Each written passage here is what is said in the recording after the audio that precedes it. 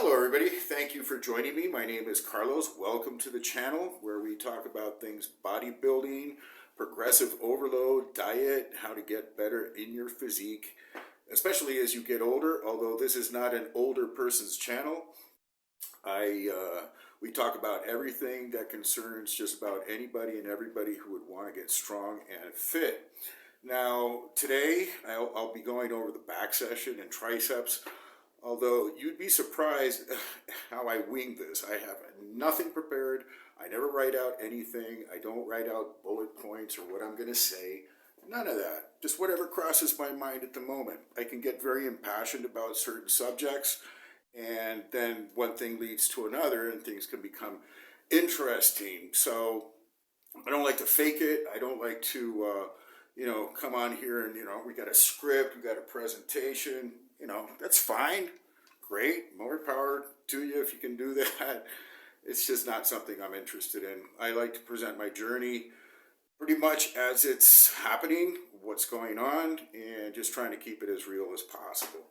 So, progressive overload. This is what we're about. This morning I was watching a video of a very famous underground bodybuilder named Trudel. Now, he seems to be like the inheritor and promoter of the mentzer high-intensity bodybuilding system, although he took it to a whole new level. Mentzer and their school was very limited in volume. It was like just really high intensity, very low frequency, very low volume, but just give it all you have for one set.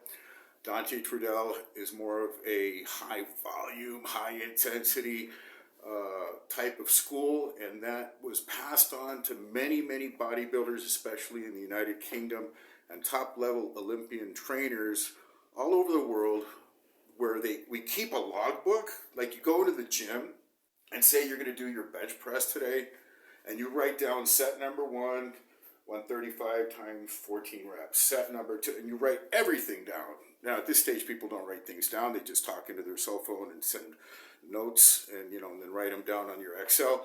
But the thing is, everything is tracked. And I was watching on a podcast the other day. This concept is very foreign to old school bodybuilders. Like, bodybuilders from the 90s never did that. Like, most of the champs never really tracked what they do or wrote anything down. They did have programs, and you could write out a program, but they wouldn't go into the gym with the purpose of gathering data from their workout. They would just go and work out. And even then, some of the best physiques that have ever walked the earth.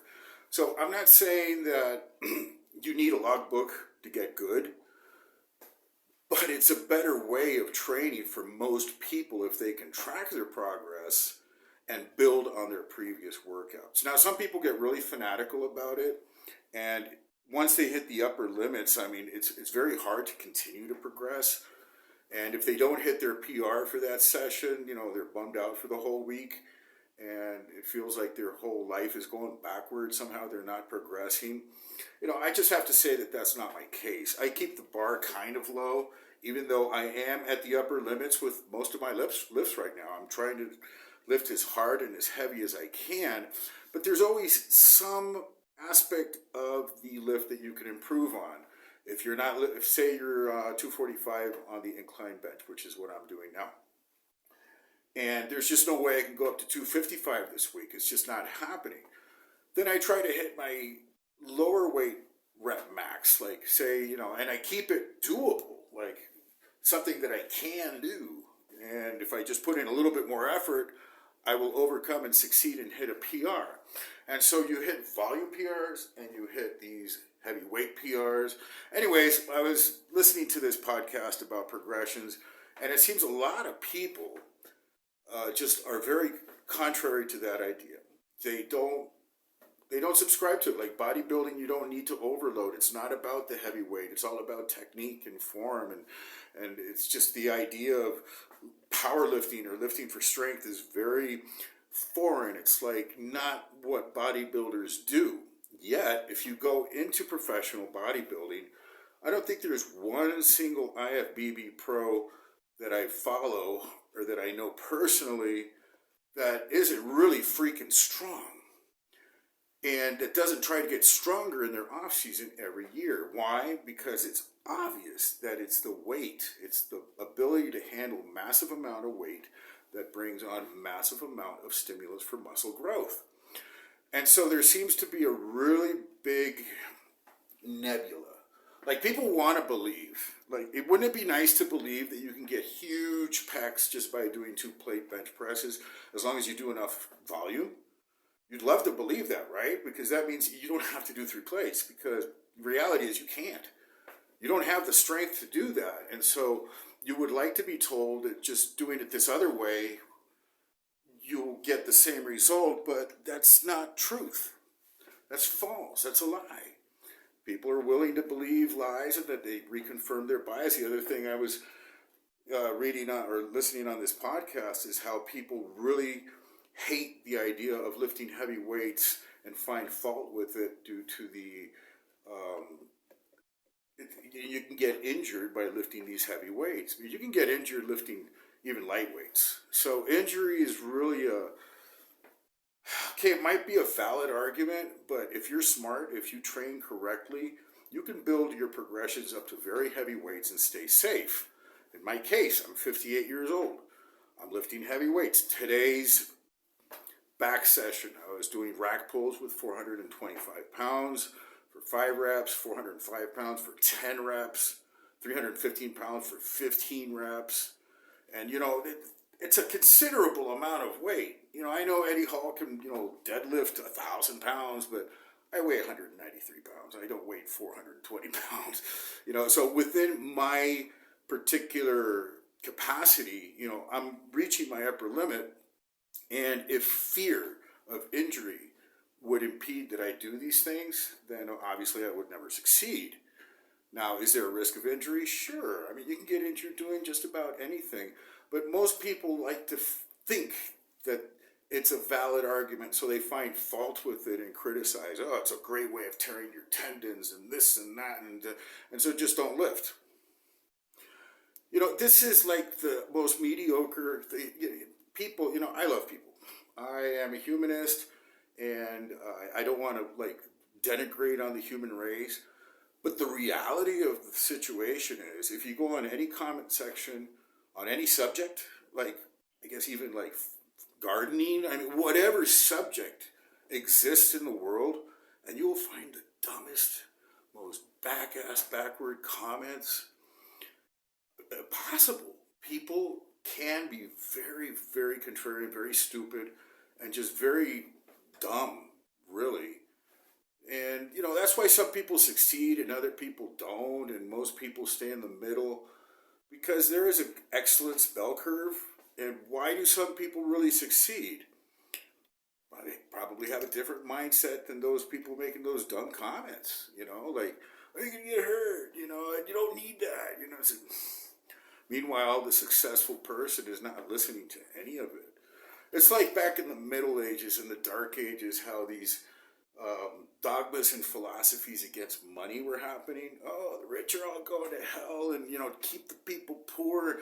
And if you have just a little bit more than necessary, you got to give it away because you're rich, and then you're going to be damned. And it's just like this mindset of, and this was a common thing, and it still exists to this day as a hand-me-down legacy of bad religion. It's just so don't succeed. It's better to just stay poor and dumb and uneducated and just don't build a business. Don't do any of that, because, there's some fault to be found in it. Come on. What a world we live in, man. Try to succeed. Try to, be all that you can be. You'll be blessed for it, not damned. Come on. People are so backward. And so, they'll find fault with anything, but getting back on track with the progressive overload.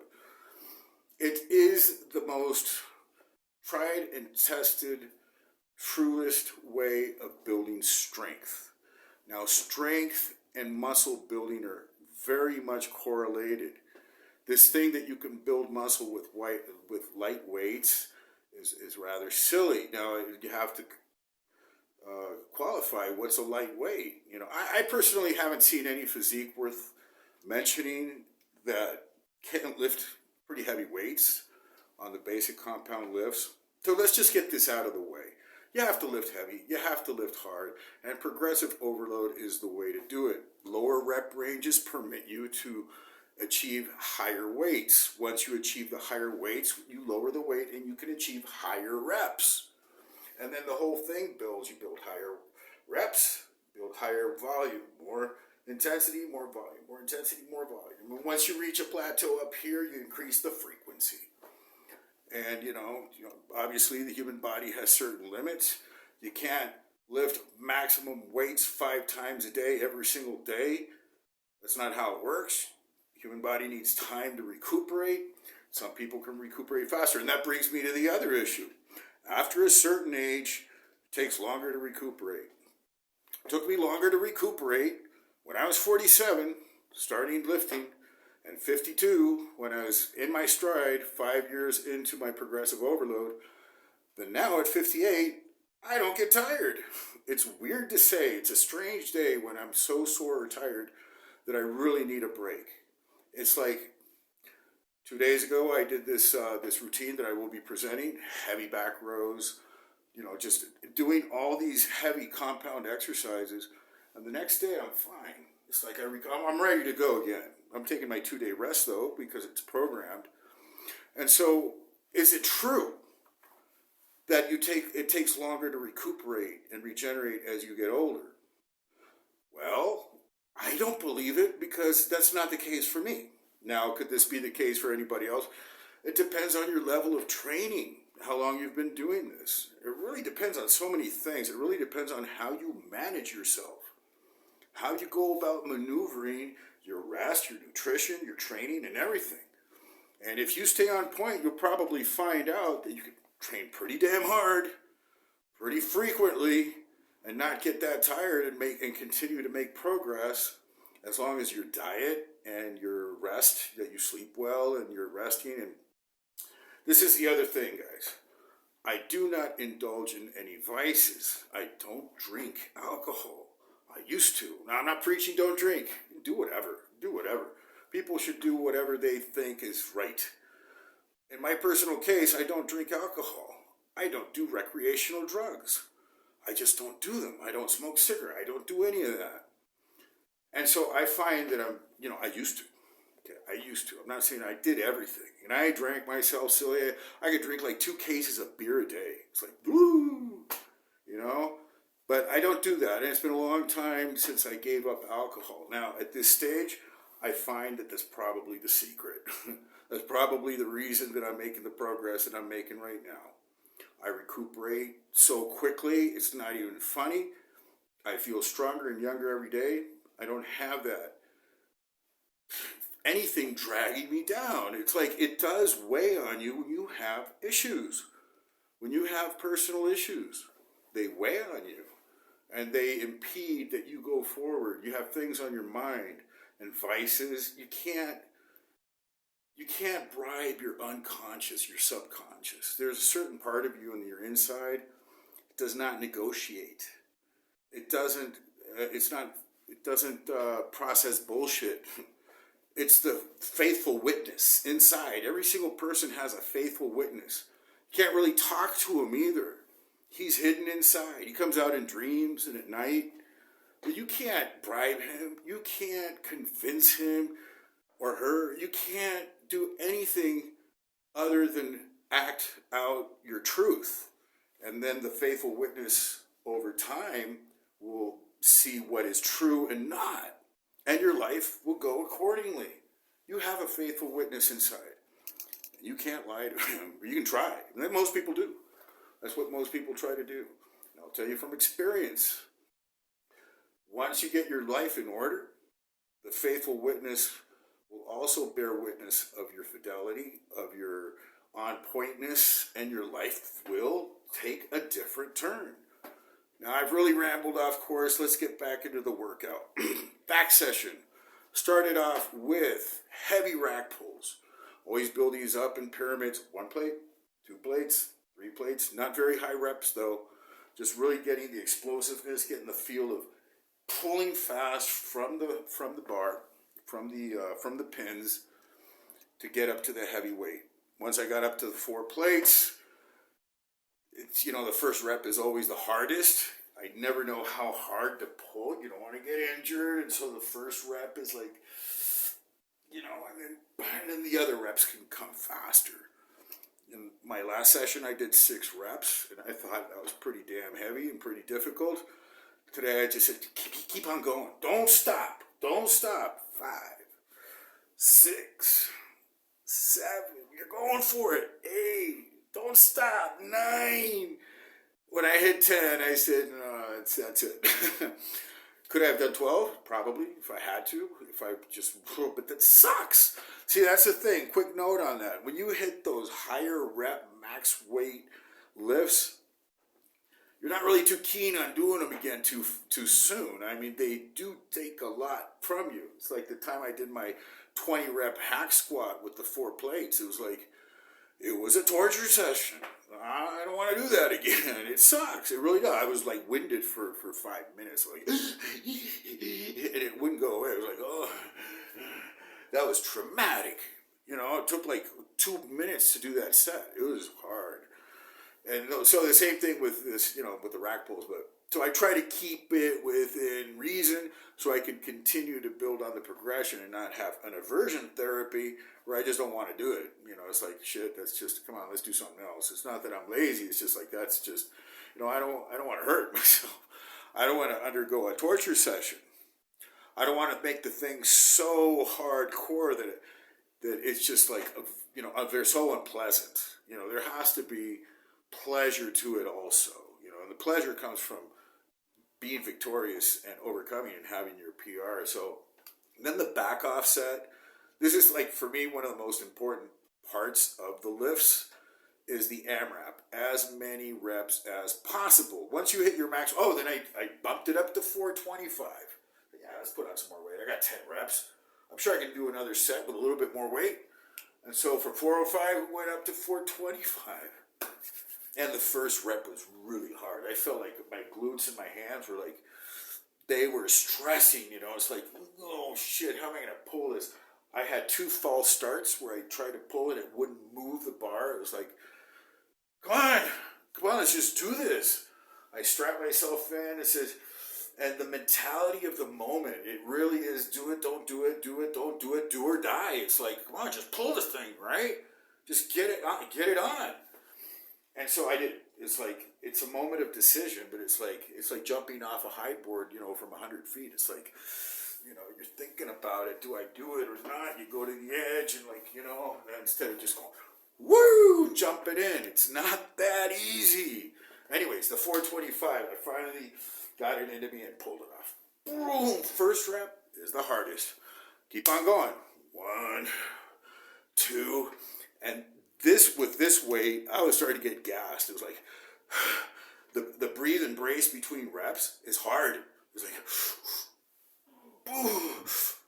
so I got 5 reps.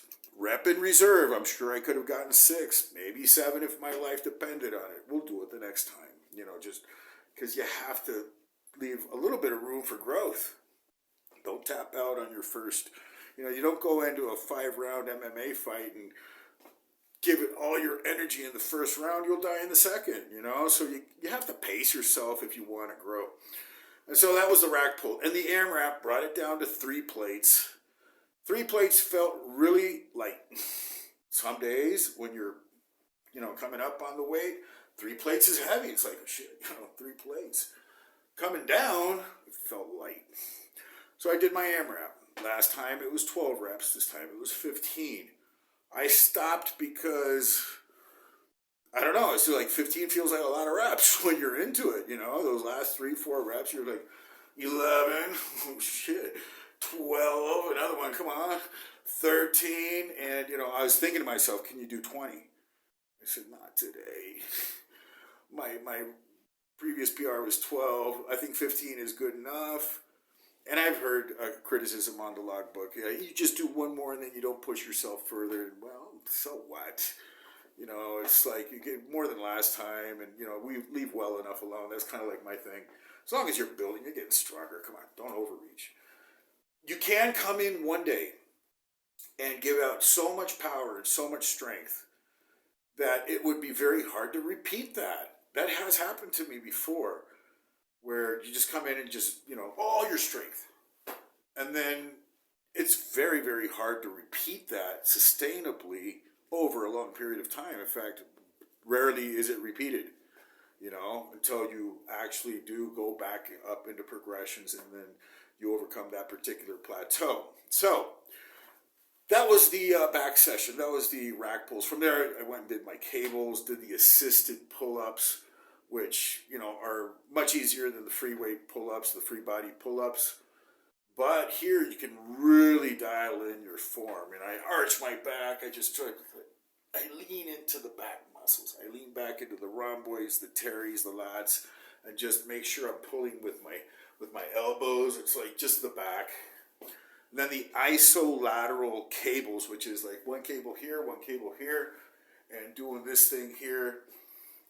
And, those type of exercises, I would never recommend them as standalones because they're not going to get the job done. You need these heavy compound moves. But in conjunction with the heavy compounds, it's the way to go. It really works. And then from there, we went and did some triceps. Now, the triceps, doing the typical standard cable push down, but I've been getting some good results from this. Like, just because it's simple, it's one of the fundamentals of triceps training. It's probably one of the first exercises people are taught. That doesn't mean it's not a great exercise. And you can get really, really large arms and a great triceps pump just by working that cable. And so I did, from 60 to 90 pounds and just really focusing, conscientiously on squeezing the tricep. If you squeeze your tricep without weight, just posing, you can cramp your arm. I can right now. If I did this, ouch. Like, I can squeeze so hard I can cramp. Now, I try to do that under a load. It's like, time to just squeeze that thing. It's different from just going through the motions and pushing it down.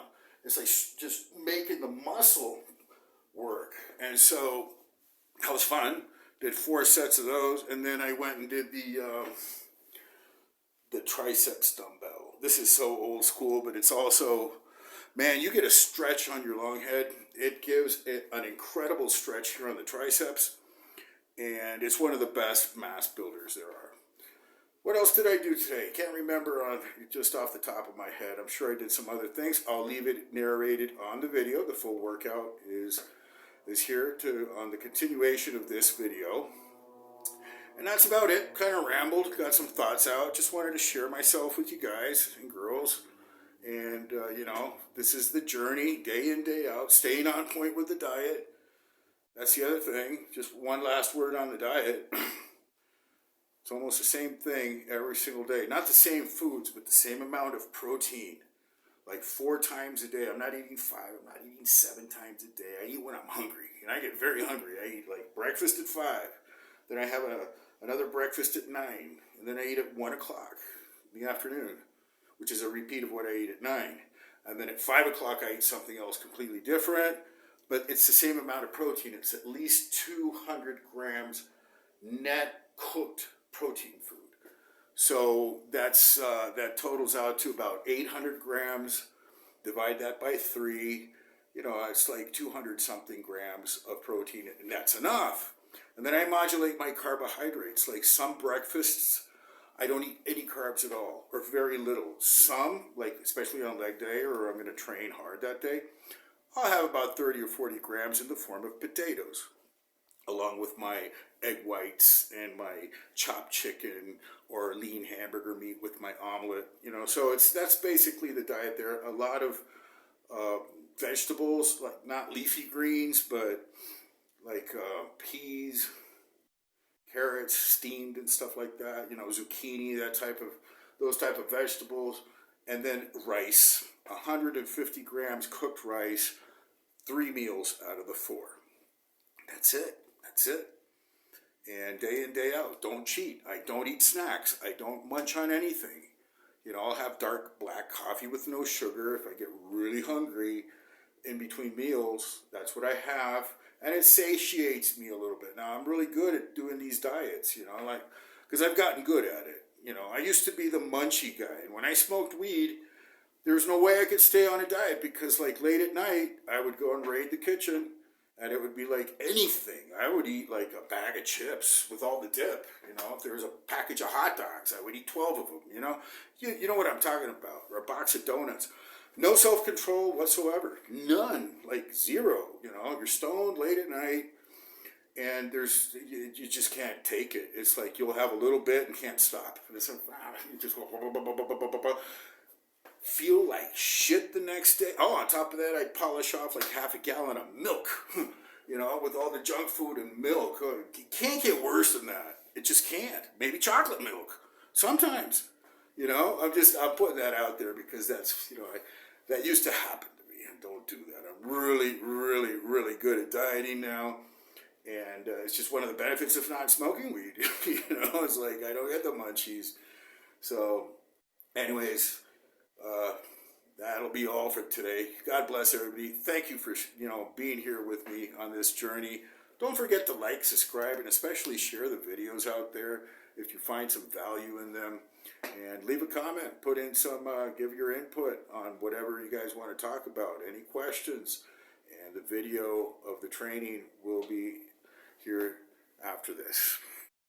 So today's routine, back session, going for the heavy hitting mass building exercise. In this case, this is the rack pull, a great alternative to the deadlift. Now, I've done plenty of deadlifts.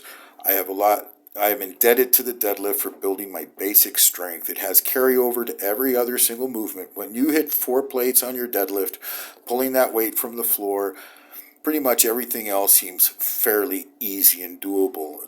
So, and it even builds your legs. I remember like my legs were getting a lot thicker when I was doing the from the floor deadlifts. But at this stage, I like to keep things more focused.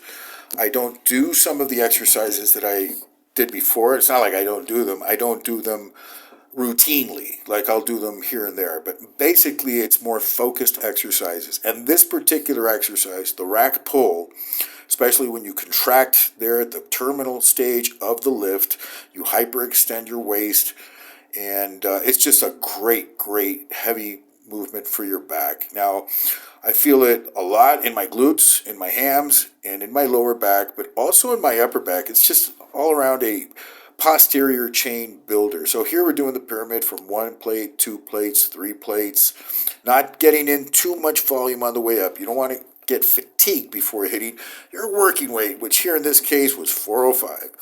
Now, my previous best was 6 reps, and so today didn't know what was going to happen. I'm going to try to do more than 6. 3, 4, trying to keep the thing under control. It does tap the pins, which makes it a little bit easier as far as range. Won't let you go further down, so that's why I have the pins, and it helps. But here it also enables me to concentrate more on the contraction of the muscle, which is the idea, to really contract the muscle with all that weight. And I got 10 reps. It was pretty much exhausting. So here we put on a little bit more weight. I figured 10 reps is pretty high. I have a little bit more in me. Now, 425, this is starting to feel heavy. My glutes were ready to rip. Everything took all the effort I had to do these 5 reps. And it was also a PR. I've never done 5 reps with 425. And I think I could have done more. Oh my goodness, this is a repeat of the 10 rep 4 plates, and that's fine. I did not do 2 sets. It was actually, this was a editing mistake, and this is the 425. 1, 2, 3, 4, and it was just a lot of reps. 5 reps, and that was it. I was gassed. It was pretty damn heavy. Then this is the AMRAP set. For me, this is like the most important set, where you use a lighter weight and try to rep out, like do as many reps as possible with a certain base weight. For me, it's the 3 plates. Got it up to 15 reps today. Previously, it was 12. And so, endurance is also increased by doing these high reps. There is a cardio. You are breathing hard. Your heart is pumping. This is like the highest intensity cardio possible, really. You know, it's very short duration. Like here it was, I think 46 seconds in the set, which is fine. Like, you know, but there's no way I could be doing like 5, 6 sets of these, or I wouldn't say there's no way. It's just not something I'm doing right now.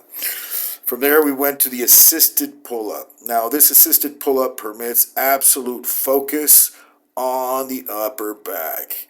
It's not like strain and pull as hard as you can with whatever you got. This actually permits you to pull the upper back muscles in isolation. I can't stress this enough. This machine is very, very useful for that. It absolutely puts all the focus on the muscle. I pull with my elbows, not my hands, which means that I'm putting all my stress, all the torque on the upper arm, and that translates to almost exclusive torque on the upper back. It really does isolate. This assisted pull-up is really a great machine. Here, just change the camera angle to see what's happening with my back. And obviously I need a lot more mass. Even though it is like one of my stronger points, it's not built to where I want it. Absolutely. I want a much bigger back. That's all I can say. I don't want to be the hunchback of Notre Dame with a big, hunch on my back. I just want it bubbly, large, and built out from top to bottom. And this is obviously helping. Like here, I know that I'm just contracting and loosening and working those lat muscles. Here, just holding the pose for a second, doing another rep. And then here I change the grip to a neutral grip. And this is like more beneficial in my opinion. It's less stressful on the elbow tendon, on the biceps tendon, which for me tends to get strained when doing really heavy lat pull downs or pull-ups. More than the back, more than anything else, it's my bicep tendon, which is my weak point. And so by changing this angle to a neutral grip, it really helps. It helps a lot. Now from here we went to the most basic fundamental triceps exercise that most people have learned to do, which is the triceps pushdown. Here, the trick is to actually use your triceps in absolute isolation and contraction to do the reps. That's what I was doing. I wasn't going through the motions. I was flexing my tricep on each rep. And that makes all the difference. Now, there's another trick that I've learned. It really depends on your personal body proportions. But in my particular case, my forearm seems to be pretty long. And so what I do is you can see, I point my hands down to the point where I'm pushing with the pad of my hand. It's like the almost the wrist, and so it shortens the length of the forearm. To take it to another extreme, I could be pushing with the tip of my fingers. That would make the whole extension a lot longer. The forearm would be to its ultimate, which would be to the tip of the finger, and that makes working the upper arm a lot more difficult. So the shorter the forearm, the more the upper arm becomes engaged, and to do that, I curve down my wrist, and that's how I shorten the lever for the tricep. Now here, also just really focusing on the contraction to the point where I almost felt like I can cramp my triceps on each rep. It's like you can't get a cramp. Thank God I didn't.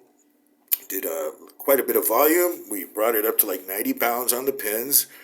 Significant amount of weight, but the idea again is just complete isolation. Just crunch that tricep, isolate it completely, and it was just very beneficial. I felt really good after doing these 4 sets, bringing it static hold and the whole thing there. And what did we do there? We did a drop set, I think. Yeah, was it? Yep, drop set. So we dropped the weight like 2 pins from 90 down to 70. Got in some extra reps. No need to hurry it.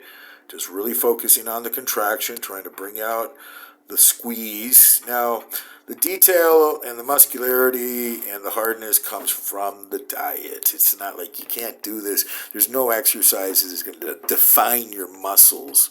If you're 25% body fat, there is no exercise in the world that will get you visible muscularity. You have to diet for that, and that's what I'm trying to do. I'm on week 6. Now, this is the isolateral pull down, which means one side at a time. I learned this exercise from Hani Chupan, the present Mr. Olympia. He's really big on these isolateral cable pulls, even though he does very heavy weight on the basic compounds. Again, you mix it up. You do some heavies, you do some lights, you do some compounds, you do some isolations, and you do them in a certain sequence that permits you to build greater intensity into your workout. You do them in a way that permits you to really work harder on the following sets. These are very beneficial. Like, this is just a great exercise. I love this exercise. And I would never, ever do this exercise as a standalone to build my back, because it won't. You get a slight, thin, very low muscle back if you do these cables exclusively. What gives the mass and builds the muscle, gives the stimulus for muscle mass, is the really heavy compounds like those deadlifts and rack pulls and the big heavy rows. That's what really builds the back. This is a accessory movement for that. It's a transition movement so you can go on and do something heavy again later on in the workout, which is what I generally do. Today I was kind of winging it because once I hit my PRs on the rack pull, I felt pretty damn satisfied. It's like I'm not looking for PRs on this one-arm cable row. It's like, I did, 5 more pounds than last time. Sure, I try to build up. I try to increase my weight, but it's not like the priority in the session. The priority in the session is one big major exercise per session, be it the bench press, the rack pull, the squat, the military press. There's always something that I'm trying to really get strong on, and the others are accessories that help build out the muscle. They give more volume, and it's just it complements and helps build on the structure that you're doing there. So here we're also doing quite a bit of volume here, just giving more and more volume, trying to get just burn calories through your muscle. I don't depend on cardio to build to burn my calories. I use my diet and use it through expending energy on my muscle. Now here, this is also a very fun set. I went straight to the 105-pound dumbbell for the dumbbell extension. This really puts a stretch on the tricep. I have torn my tricep in the past, not the tendon. I got a slight tear from really going fast on this. I was doing 110 pounds, and on my 8th or 9th rep, I tore it a little bit, but this was years ago. So, this is a stressful exercise on the tricep. It really puts in a lot there. My friend went and helped me out. So 105 pounds for 5 reps, felt great, got a great stretch. And here we went straight to the cable, the seated cable, it mimics the dumbbell. It's easier to perform. It's more secure. You're seated in a very advantageous situation to really focus on the tricep. It's a great exercise. I should probably do more of these. It really